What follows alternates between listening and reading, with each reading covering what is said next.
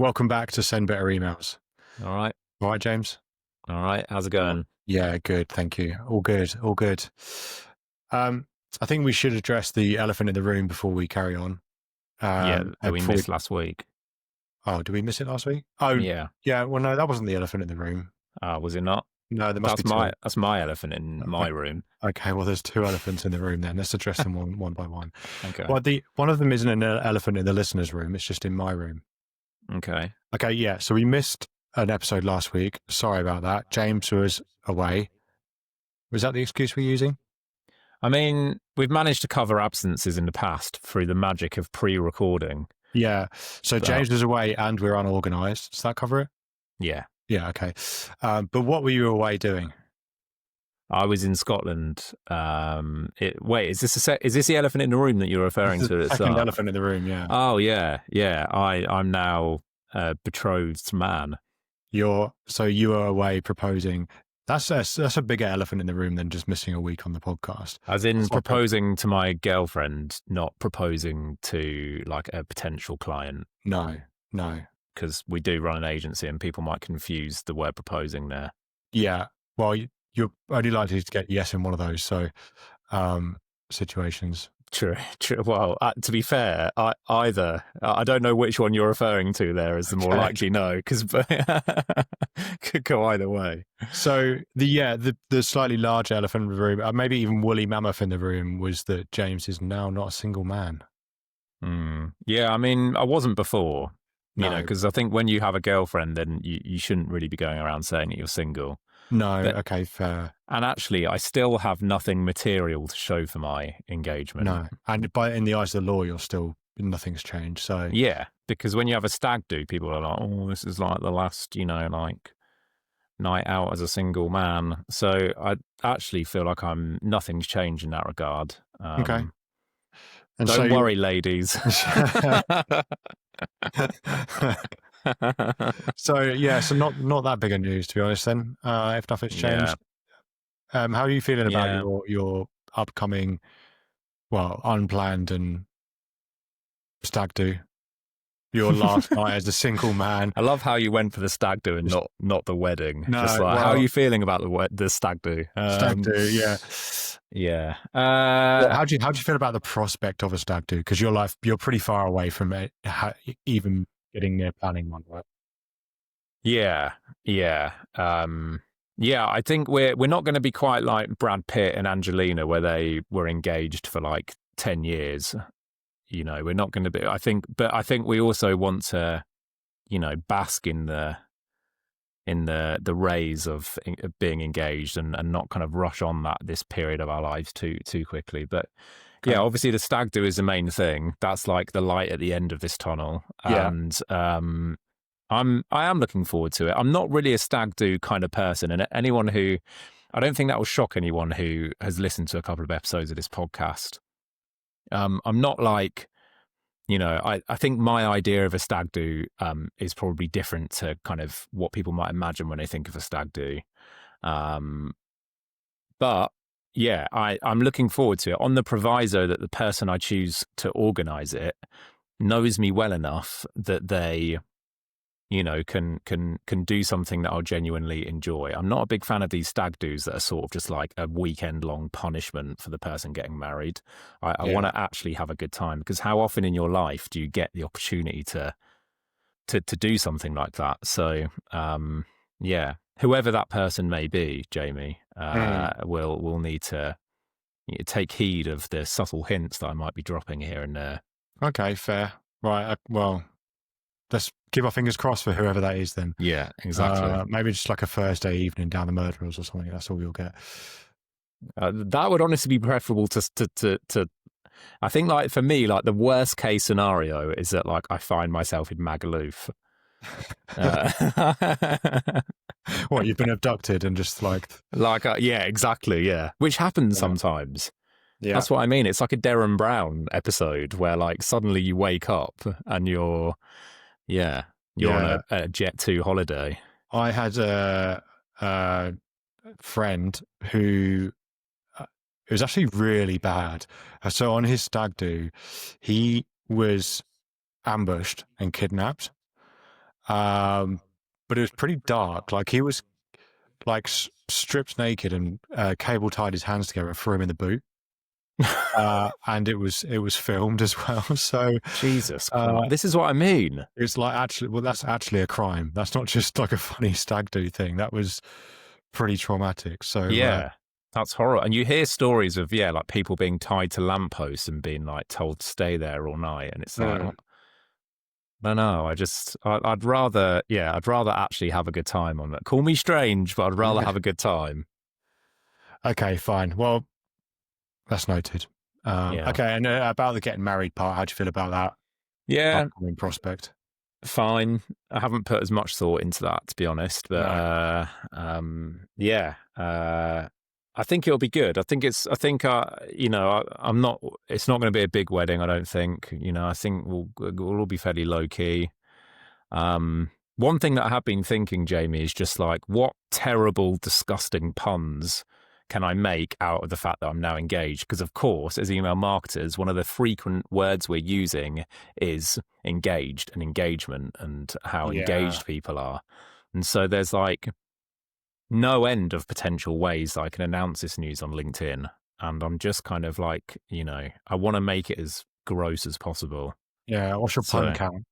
You said you drafted a LinkedIn post for it. What's your pun count on the LinkedIn post? I've done, so my drafted LinkedIn post is like the 3 grossest ways to announce that you're engaged if you're an email marketer. Yeah. And so there's 3 kind of core puns that I'm working with. Okay. Yeah. But I feel like one of those, one thing that I haven't included yet is the whole proposal pun, like being an agency owner as well. So that I might have to make it 4. 4. Okay. That's a good pun weighting. Yeah. I've got 4 puns. I've A/B tested and finally landed on my preferred version, on my winning version even.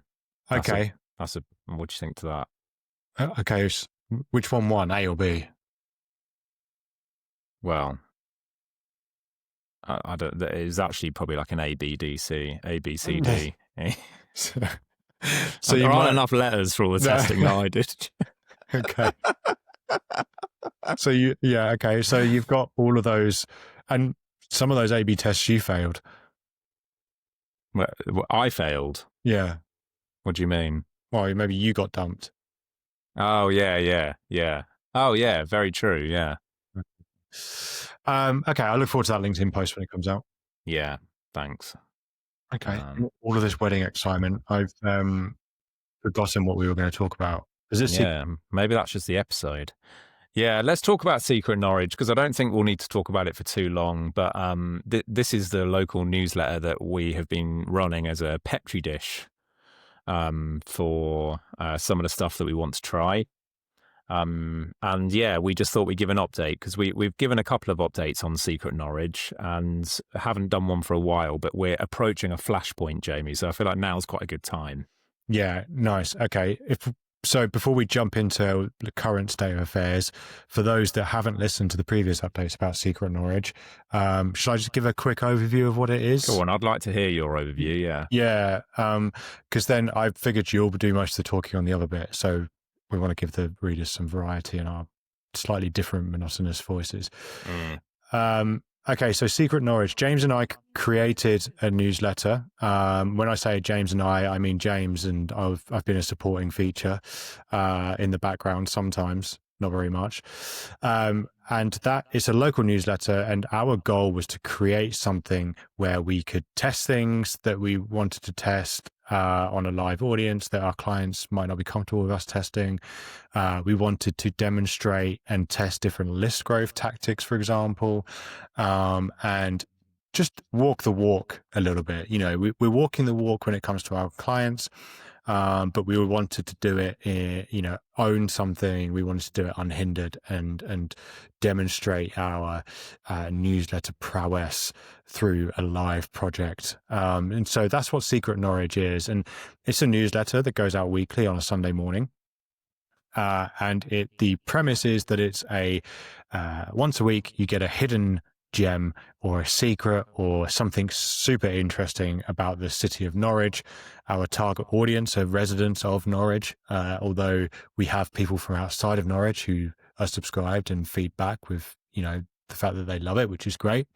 It's a bit cheeky. It's a bit irreverent, but it's also stacked full of interesting, true things, so actual things that happened, history, maybe urban legends, that kind of stuff.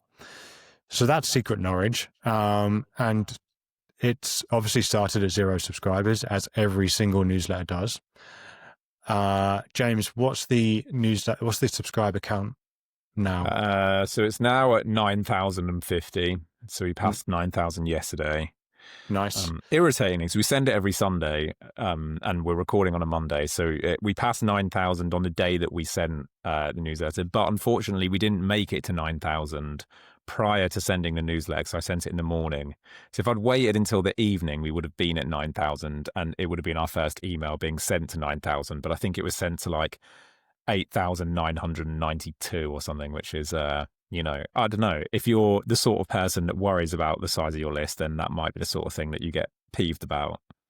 Yeah. And I do worry about the size of my list because I'm insecure. Yeah. There's always the argument about where you kind of start measuring from. Is it?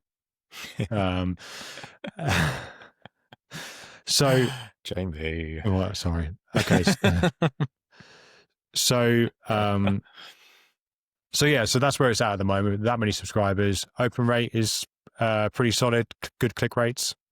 Yeah, it's really good. Hang on, I don't actually have it. It's stupidly, I don't have it in front of me. Give me 1 second. I'll just double check. We're averaging over 50% for open rates, which is really good because, as we've spoken about before, as the newsletter grows, as any newsletter grows, you will always see, generally, you will always see a decline in open rates because that's just kind of how the economics of newsletters work. Like the quality of the list becomes slightly worsened, every time you're gaining significant numbers of subscribers. But our open rate is currently 54.87% on average, with a click-through rate of 9.48%. But that's over the last 4 weeks, and because the last email was sent yesterday, that has slightly pulled down both of those averages a bit. So, the click-through rate is ordinarily above 10%, which is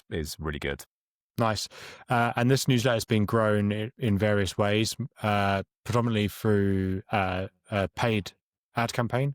So we're testing different types of content, the most successful one being a video, which our friends over at Indigo Illusions created for us, a little animation video thing. James is the starring voiceover artist on that video.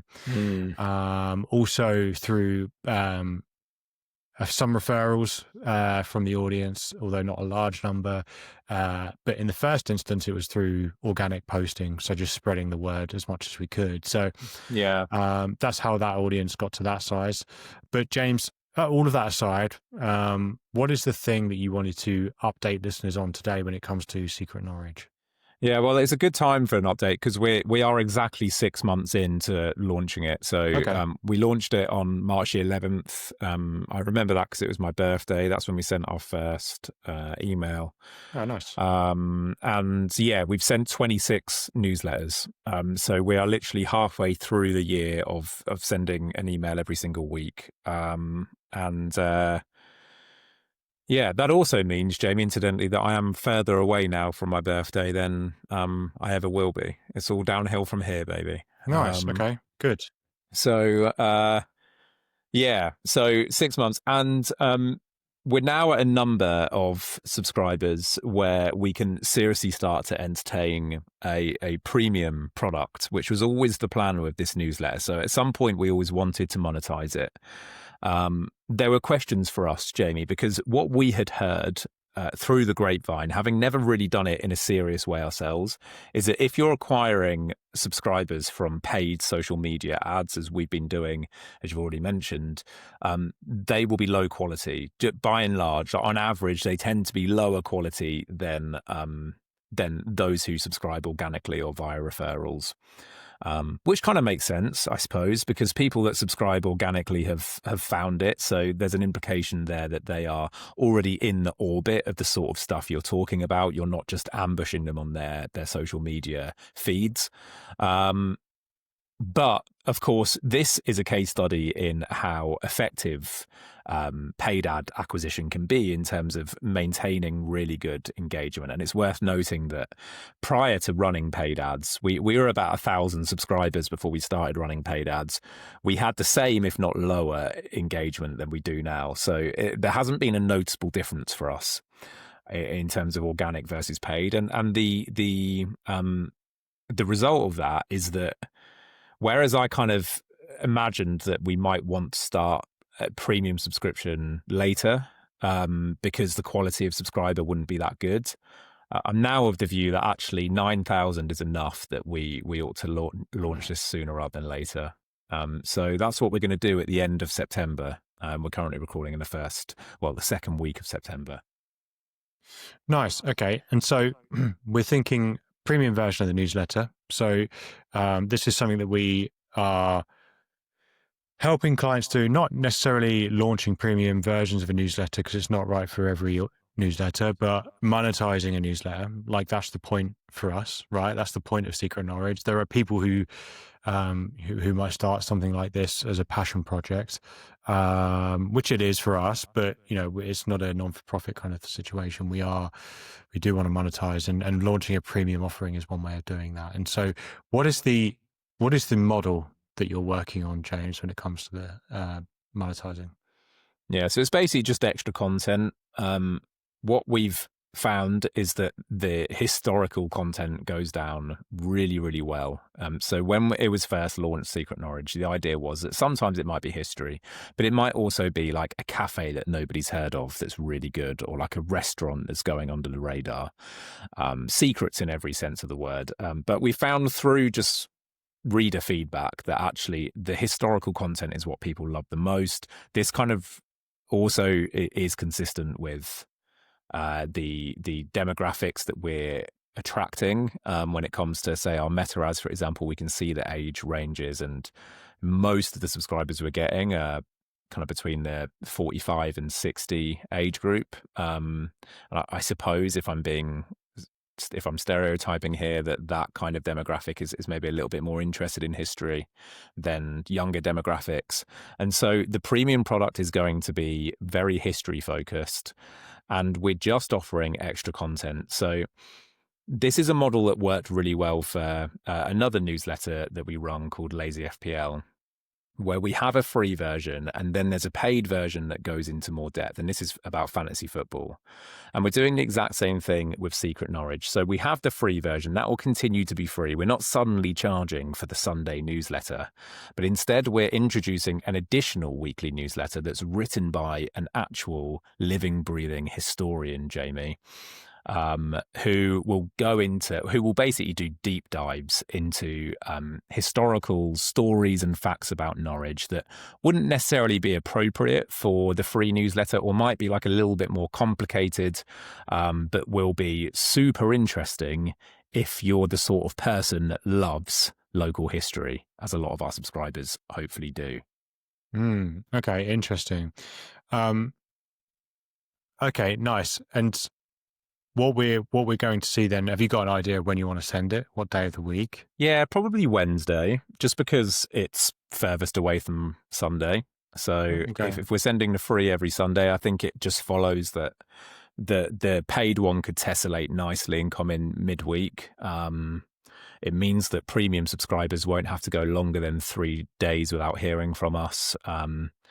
We're also, I should say, launching a private community as well. So again, this is something that we did for Lazy FPL, which works really well, is that we have this community that sits within the premium product too. So when you join, you're not just joining for the extra content, you're joining to be a member of this community. We want to kind of invoke this feeling that you're joining a club, almost like a members club, where you might meet people, you might be invited to special events, you might get one-to-one interaction with the people that run the newsletter. So we found that that's really powerful, predominant not only because of the initial appeal that it offers when you're deciding whether or not you want to buy, but also because it keeps people premium members. And this is one thing that we struggled with initially when we've launched premium products, is that people receive the emails for a couple of weeks and then maybe they start to think, the invoice comes through again, the money goes out their account, and they think, oh, I don't know if this is like completely worth it.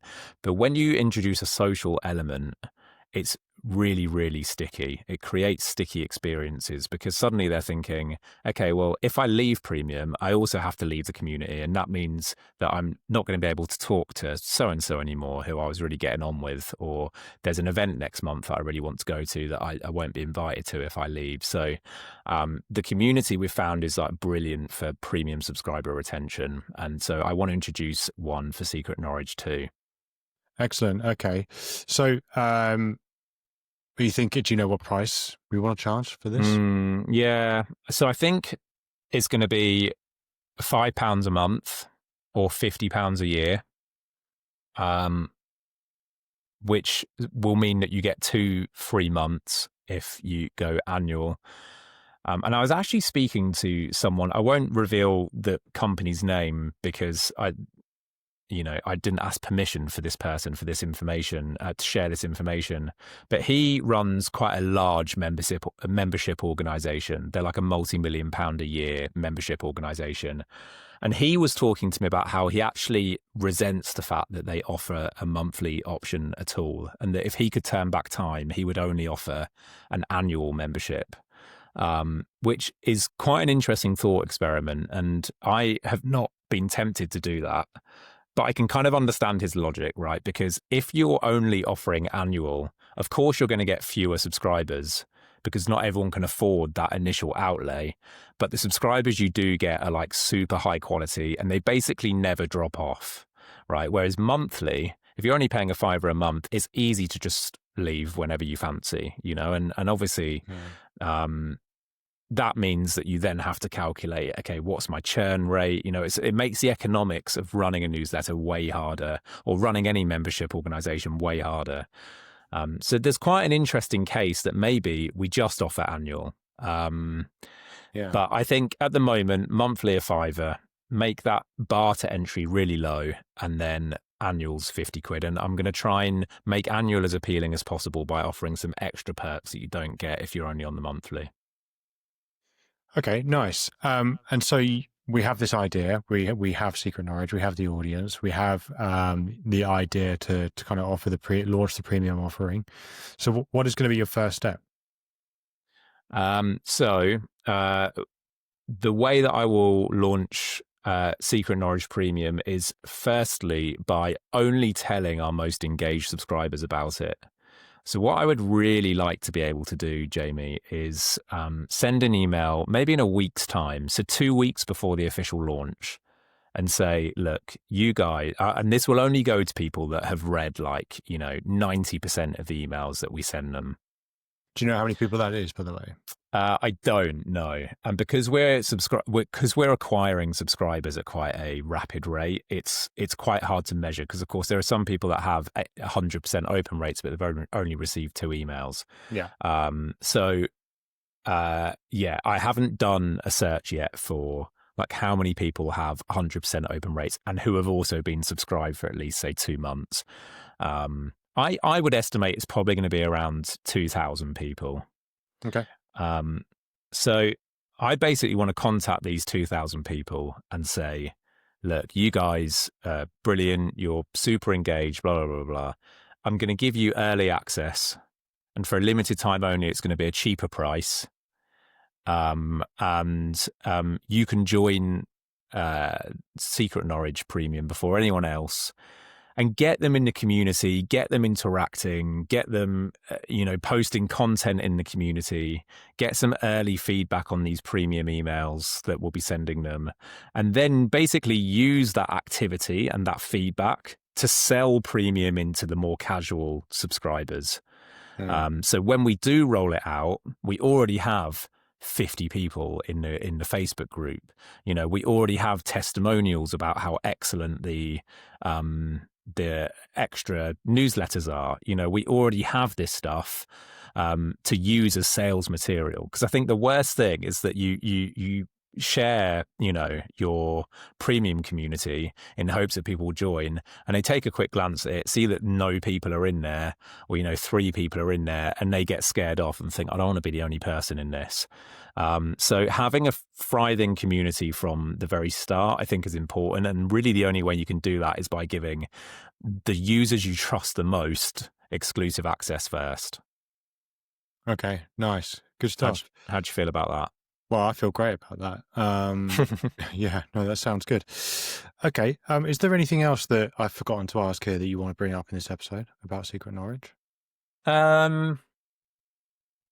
I don't think so. All I would say is that the whole reason we're doing this, obviously, Jamie and I want this to be a profitable endeavor, and we want the Secret Norwich to stop being a money drain, which is what it is at the moment. So we're running meta ads, we pay for the platform, we're using my time to send these emails, and we've been doing that for 6 months. So there's, some not insignificant investment that's gone into this. So we want it to make money, but really, the most illuminating thing about launching a premium product when it comes to newsletters is that by monetizing our audience, we're then able to calculate exactly how much a free subscriber is worth to us.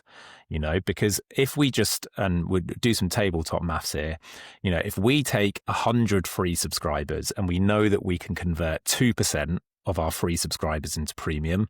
So let's say that's 2 people out of every 100.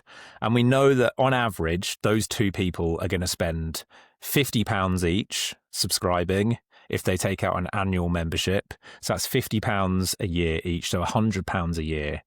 What that tells us then is that if we spend £1 per free subscriber, so we spend £100 to get 100 subscribers, we're going to make that money back on premium memberships across the course of a year, if that follows. Hopefully that isn't. I appreciate when you're listening to this, it's a little bit tricky to visualize. But we effectively break even on spending £1 per subscriber after a year. So based on that, we can then figure out all kinds of stuff. What we know, for example, is that if we're only spending 50p on a subscriber, suddenly we're making a profit on those subscribers, right? If we're spending 50p on average per subscriber, then suddenly we're doubling the money that we're making on them if we're converting at 2%. It also means that if we're able to increase our premium conversion from 2% to 3%, suddenly we're profiting even if we're spending £1 on these subscribers. So, what this does is it gives us the knowledge to be able to make informed decisions about how well our meta ads need to be performing, how much we can invest in organic growth, how much we can invest in other channels in order to grow, like, for example, cross-newsletter collaboration. So all of these questions, suddenly, the answers to them stop being speculative and start being concrete. And that's really, really powerful for us, because if we know that we can make a profit on subscribers, so long as we acquire them below a certain threshold, theoretically, there's no reason why we can't just spend, as much money as we possibly can on acquiring them, because it's almost like, we know that eventually we're going to see a return on that investment, which is like an incredible position to be in, and why newsletters as a business model are so appetizing, in my opinion. And that's exactly what's happening with Lazy FPL, by the way. We know how much we can spend on a subscriber, and it means anything under that expenditure is like a huge success, and we'll just continue to do it. Excellent. Cool. And one last question from me. Are there any other routes to monetization that you have in your mind to explore in the future? Yeah, I mean, advertising is the obvious one. And that I have not ruled out advertising. And if an opportunity came my way, I would certainly entertain it. But, if we were able to convert at 2%, for example, and we have 10,000 people on the list, it means we're already making about £1,000 a month through premium memberships. It would be very difficult to make that through advertising for a weekly newsletter. If we were sending daily, I suspect that advertising would be a much more important part of how we monetize. But, if we take a £20 CPM, which is cost per 1,000 subscribers that we're reaching. That means even with 10,000 subscribers, the maximum we could charge for an advert is £200 a newsletter, which, if we were able to do that every week, which I think would be a minor miracle, we would make 800. So for me, in a strange way, Jamie, one of the most compelling reasons to start running ads in Secret Norwich is because then we can offer an ad-free experience to premiums. And in a way, it almost incentivizes us to find, to make the ads a little bit annoying and a little bit invasive, because at the moment, I'm not advertising ad-free as a bonus for paid subscribers, because we don't run ads in the free version anyway. So it's not an inconvenience that people would pay to be rid of, in a way that, YouTube, you pay for ad-free. That's not something that I can offer here. So running ads would be good, just because then we can use the lack of ads as an upsell for premium. I don't see it as like a huge monetization channel for now, though. Okay, interesting. Okay, great. Is there anything else? I don't think so. No, I'm happy. I also feel like this has been a long episode. I don't know. I haven't looked at the time, but we're past half an hour. So yeah, it's because you wouldn't shut up about your engagement. Yeah, sorry. Okay, well, thanks. This has been a Secret Norwich update. This has been Send Better Emails. Thanks for listening, and we'll catch you next time. Yes, we will definitely update about how this has gone. I think that's really important. So there'll be some accountability here as well. And if the monetization experiment fails, we will still update you. This has been the whole reason we've been doing this, right? We've been building this in public, and some things work and some things don't, and we'll tell you the story either way. Yeah, indeed. Perfect. Thanks, everyone. Cheers, folks. Bye.